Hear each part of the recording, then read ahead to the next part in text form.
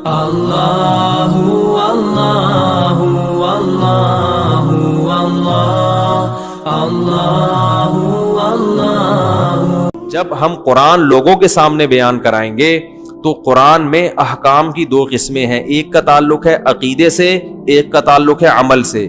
عقیدے کی اہمیت زیادہ ہے یا عمل کی زیادہ ہے؟ بولو نا، عقیدے کی۔ اب عقیدے کی اہمیت زیادہ ہے تو عقیدے بہت ہیں اسلام میں، ایک توحید کا عقیدہ، رسالت کا عقیدہ، آخرت کا عقیدہ، جنت جہنم کا عقیدہ، فرشتوں کے وجود کا عقیدہ۔ تو ان میں سب سے اہم عقیدہ کون سا ہے؟ توحید۔ اب میں کبھی توحید بیان کرتا ہوں نا تو لوگ اس پہ بھی کہتے ہیں یار یہ کیوں، اس سے تو فلاں مسلک کے لوگوں کو تکلیف ہو رہی ہے، اس سے تو آپ کے ویورز کٹ رہے ہیں۔ تو میں ان سے کہتا ہوں بھائی اگر یہ بھی بیان نہیں کریں گے، توحید بھی اگر کھول کھول کے بیان نہیں کریں گے، تو بہتر نہیں ہے کہ میں بھی ایک چھولے کی ریڑھی لگا لوں؟ کیا ہو گیا؟ یعنی اگر قرآن کی جو ایک تو عقیدے سے اس کا تعلق ہے جس کی اہمیت عمل سے زیادہ، اور پھر عقیدے میں سب سے اہم عقیدہ کیا ہے؟ توحید۔ اور توحید میں بھی آگے یاد رکھو توحید کی اپوزٹ کیا ہے؟ شرک۔ توحید کا الٹ کیا ہوتا ہے؟ شرک۔ تو شرک کی نفی کرنا توحید ہی ہے نا۔ تو سب سے بڑا شرک پتہ ہے کیا ہے؟ اللہ کے سوا کسی کو مدد کے لیے پکارنا۔ یہ شرک کی سب سے بڑی قسم ہے اور سب سے خطرناک قسم ہے، جس نے ہمیشہ مشرکوں کو برباد، ہر دور کے مشرک اس قسم کے شرک میں مبتلا ہوئے ہیں۔ وہ یہ نہیں کہتے تھے کہ اللہ جیسا اللہ بھی کوئی ہے، وہ کہتے تھے جیسے اللہ سے ہم ڈائریکٹ پکاریں تو بھی ٹھیک ہے، لیکن اللہ نے کچھ اختیارات اپنے بندوں کو بھی دے دیے ہیں، ان کو بھی پکارا جا سکتا ہے۔ اسی شرک کی نفی کے لیے دنیا میں پیغمبر آتے رہے ہیں، اور اسی کے لیے اللہ نے ہم سے ہر نماز کی ہر رکعت میں کہلوایا ایاک نعبد و ایاک نستعین، اے اللہ صرف تیری عبادت کریں گے۔ اللہ کو پتا تھا یہ عبادت کے مفہوم میں گھما دیں گے بات کو، اس لیے اگلا جملہ کہلوایا ایاک نستعین، مدد صرف تجھی سے۔ استعانہ مدد کو کہتے ہیں۔ تو اب یا اللہ مدد کے علاوہ تمام راستے اللہ نے بند کر دیے کہ نہیں کر دیے؟ تو یہ والی شرک کی بھی اگر ہم قسم بیان نہیں کریں گے، مصلحت کا شکار ہوں گے کہ ویورز ٹوٹ رہے ہیں، لوگ خراب ہو رہے ہیں، تو بھائی پھر تو قیامت میں پکڑے جائیں گے۔ اللہ کہے گا میری وحدانیت بھی اگر تم سے ممبر پہ بیٹھ کے بیان نہیں ہو رہی تھی تو بہتر تھا کہ تم بھی یو پی پہ انڈا موڑ پہ ایک چھولے کی ٹھیلی لگا کے بیٹھ جاتے۔ تو یہ بڑا خطرناک شرک ہے۔ ہاں اس پر جو اشکالات ہوتے ہیں کہ پولیس کو بھی تو مدد کے لیے پکارا جاتا ہے، وہ تمام اشکالات کے میں ایک بیان میں جوابات دے چکا ہوں، اس کو سن لیا جائے دوبارہ۔ تو اس لیے میں کہتا ہوں بھائی اپنے حال پہ ترس کھاؤ، صرف یا اللہ مدد، صرف یا۔ ہم یہ نہیں کہہ رہے کہ جس نے یا رسول اللہ مدد کہا وہ کافر ہو گیا، نہ۔ کفر کا فتویٰ لگانے میں بہت احتیاط ہے، کیونکہ ہم اس سے پوچھیں گے تمہارا مطلب کیا ہے اس کا، تو مطلب میں جا کے گہرائی میں کہیں سے بھی کوئی تعویل کھینچ تان کے نکالی جا سکتی ہو کہ ہو سکتا ہے اس کا یہ مفہوم ہو، تو اس کو مومن ہی کہا جائے گا جب تک 100% وہ واضح طور پر نہ کہہ دے۔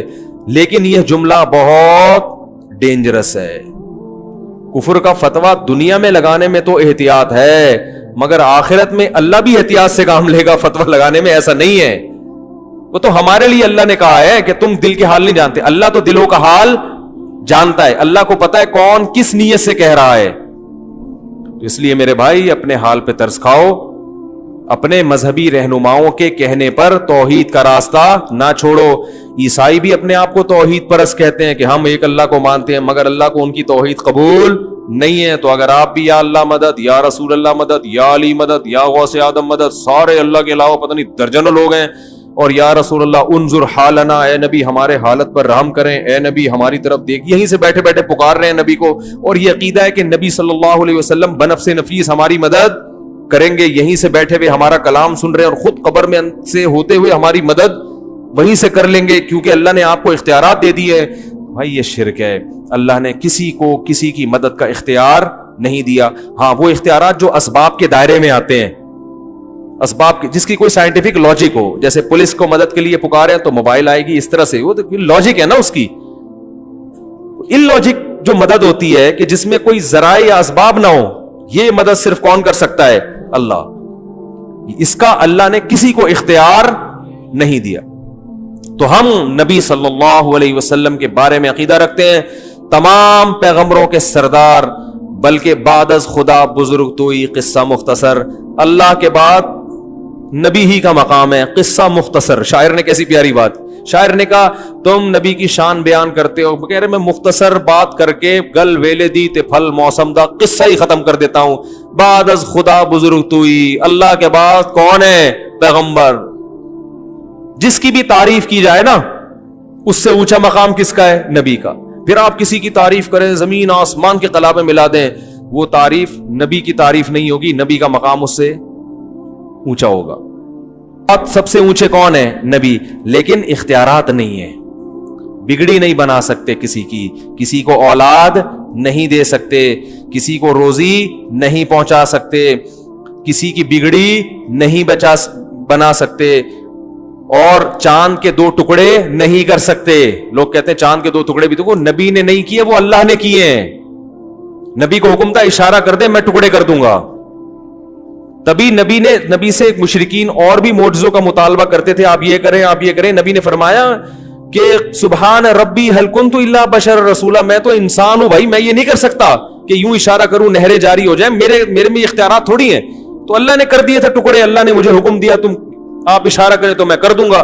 تو جب اللہ کرنا چاہتا ہے، میں نے اشارہ کیا اللہ نے کر دیا، اب اللہ نہیں چاہ رہا تو میں کہاں سے کروں گا بھائی؟ نہیں ہو سکتا۔ یہ جگہ جگہ نفی کی گئی ہے، جگہ جگہ نفی کہ میں نہیں کر سکتا، میں انسان ہوں۔ وَلَوْ كُنْتُ عَالَمُ الْغَيْبِ لَاسْتَكْثَرْتُ مِنَ الْخَيْرِ، اگر میرے پاس اللہ کی طرح غیب کا علم ہوتا، مجھے سب پتا ہوتا مستقبل میں کیا ہونے والا ہے، تو مجھے تو کبھی کسی قسم کا کوئی نقصان ہوتا ہی نہیں۔ یہ میں قرآن کی آیتیں پڑھ رہا ہوں آپ کے سامنے، 2 ٹوک عقیدہ قرآن نے بیان کیا، اس میں کوئی کنفیوژن باقی نہیں رکھی ہے۔ ما کانا کا وما یکونو، جو پہلے ہو چکا سارا کچھ نبی کو اس کا بھی علم تھا، جو بعد میں ہوگا اس کا بھی علم تھا۔ تو غلط ہے بھائی یہ عقیدہ، جتنا اللہ نے بتا دیا اس کا نبی کو علم ہے، ہاں وہ اللہ نے ہم سے بہت زیادہ بتایا ہے۔ علماء مثال دیتے ہیں کہ ہمارے علم اور نبی کے علم کی مثال دریا اور قطرے کی ہے۔ جیسے دریا میں ایک قطرے کی نسبت دریا کی طرف ہو تو کوئی حیثیت ہے، تو اتنا اللہ نے علم دیا ہے نبی کو ہماری نسبت، لیکن اللہ کے علم اور نبی کی مثال پھر دریا اور قطرے کی ہے۔ سمجھ رہے؟ کتنی جگہ قرآن میں آتا ہے یسألونک عن الساعہ، یہ لوگ آپ سے پوچھتے ہیں قیامت کب آئے گی، نبی کہہ دو علمھا عند ربی، مجھے نہیں پتا کب آئے گی، اللہ کو پتا ہے۔ سب باتوں کا آپ نے نہیں بتایا، بہت سی باتوں میں آپ نے کہا مجھے علم نہیں ہے۔ تو یہ عقیدہ کہ سب کچھ علم تھا، ساری چیزوں کا علم تھا، یہ شرک ہے، کفر ہے۔ یہ اللہ کی صفت علم ہے، نبی کو کیا کر رہے ہیں؟ شریک کر رہے ہیں۔ تو اپنے ایمان کو بچاؤ، توحید کے بغیر مغفرت کا امکان نہیں ہے۔ چاہے راتوں میں تہجد کے محراب بنا دو ماتھے کے اوپر، چاہے رو رو کے پاگل ہو جاؤ، اللہ نہیں مغفرت کرے گا۔ 2 ٹوک الفاظ میں کہہ دیا اللہ نے، پہلے اللہ کو اللہ سمجھا جائے گا تو پھر اللہ سے مانگا جائے گا۔ تبھی اللہ نے کہا مانگنے سے پہلے بھی کیا ایاک نعبد و ایاک نستعین کا اقرار۔ حدیث میں، بخاری کی حدیث ہے، نبی صلی اللہ علیہ وسلم نے فرمایا کہ بندہ جب سورہ فاتحہ پڑھتا ہے تو کہتا ہے الحمدللہ رب العالمین، تو اللہ تعالیٰ بندوں سے کہتے ہیں حمیدنی عبدی، میرے بندے نے میری حمد و ثنا کی ہے، وہ سکھائی بھی اللہ نے۔ جب کہتا ہے الرحمن الرحیم تو اللہ کہتے ہیں اثنا علی عبدی، میرے بندے نے میری ثنا خوانی کی ہے، مجھے رحمان اور رحیم کہہ کے پکارا ہے۔ پھر جب بندہ کہتا ہے مالک یوم الدین، روز جزا کا مالک ہے، تو اللہ کہتے ہیں مجدنی عبدی، میرے بندے نے میری بزرگی اور میری شان کو بیان کیا کہ میں مالک ہوں گا قیامت کے دن۔ پھر انسان کہتا ہے، جب مسلمان نماز میں کہتا ہے ایاک نعبد و ایاک نستعین، اے اللہ صرف تیری عبادت کریں گے، صرف تجھ سے مدد مانگیں گے، تو اللہ کہتے ہیں ھذا بینی و بین عبدی، یہ میرے اور بندے کے درمیان ایگریمنٹ ہو گیا ہے۔ یہ کیا ہو گیا ہے؟ اس نے وعدہ کر لیا ہے، اب اس وعدے کے بدلے میں اس کو کیا دوں گا؟ ولی عبدی ما سأل، اب یہ دعا مانگنے کے قابل ہوا ہے، اب جو مانگے گا دوں گا اس کو۔ اس ایگریمنٹ کے بغیر اللہ نہیں دے گا۔ ولی عبدی ما سأل، اب یہ کیونکہ پچھلی امتیں اسی لیے تو ہلاک ہوئی ہیں، اللہ سے بھی مانگ رہے ہیں، حضرت عیسیٰ ابن مریم سے بھی مانگ رہے ہیں، عزیر کو ابن اللہ کہہ دیا، تو اب اللہ سے بھی مانگ رہے ہیں، درباروں پہ جا کے بھی مانگ رہے ہیں۔ نوح علیہ السلام کی جو قوم تھی اللہ سے بھی مانگتی تھی، بتوں سے بھی جا کے مانگتی تھی، تو اللہ نے کہا یہ والا مجھے یہ انداز پسند نہیں ہے. تو پہلے ہم سے ایگریمنٹ کروا لیا. اور دیکھو نماز میں تلاوت ضروری ہے, جہاں سے چاہے پڑھو, لیکن ہر نماز میں اللہ نے پہلے کہا کہ یہ پڑھو گے تو پھر آگے پڑھنے کی اجازت دوں گا.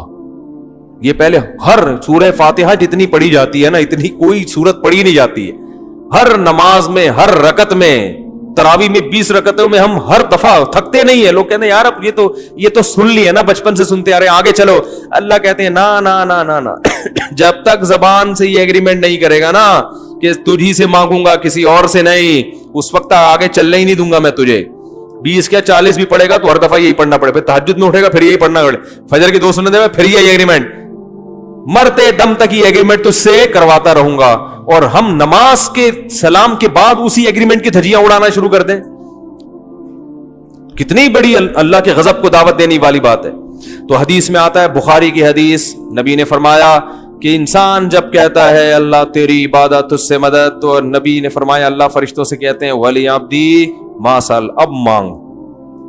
پھر اللہ کو پتا تھا کہ الٹی سیدھی چیزیں نہ مانگنا شروع کر دے نا, اتنا اہم موقع ہے, اللہ کی رحمت جوش میں ہمیں اختیار دے دیا جاتا, تو ہم کہتے ہیں اللہ تھوڑی تنخواہ بڑھوا دے میری, اے اللہ ذرا ٹرائی کیا ہوا ہے, مان نہیں رہے ابا اس کے, منوا لے, اے اللہ یہ کر دے وہ کر دے, بحریہ ٹاؤن میں 3 پلاٹ دلا دے. یہ دنیا کے کھلونے مٹی کے, ان پہ ہم عاشق ہو جاتے. تو اس لیے اللہ نے کہا کہ اتنا بڑا ایگریمنٹ کیا, میرا دل اتنا خوش کیا, تو اب بڑی چیز مانگو.